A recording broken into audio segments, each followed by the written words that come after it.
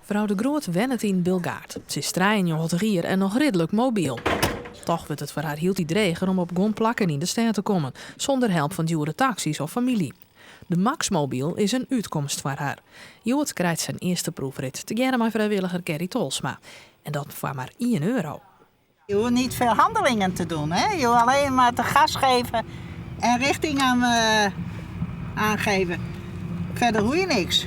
Dit is perfect, joh.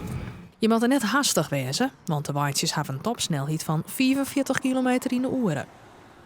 Vrouw de Groot, je krijgt een ritje in de Maxmobiel maken. Hoe wie het? Gezellig, hè? Smoek, zoals het Fries zeggen. Hè?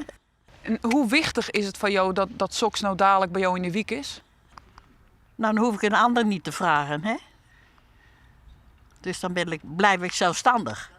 Sommigen hebben gewoon net de familie of de achterban of het sociale netwerk. En ik denk, je kunt ze altijd terug. Wij hebben hier ook activiteiten, dus ik keer altijd terug. En dan is het ook heel mooi dat ze gewoon vanuit hier, dat de vrijwilligers, wij zijn misschien ook een baan een beetje maar krijgen. Wij zijn een beetje sociaal contact maar houden. Dat ze er toch uitkomen.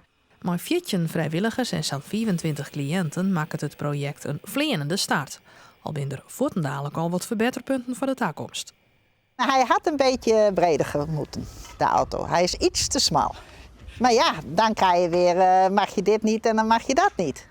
Dus een hele fors persoon naast me, dan wordt het wel een beetje... Dan moeten ze een smalle chauffeur zoeken, die heel slank is. Mooi hoor, moeten er dit hier in Friesland goed 50 auto's komen.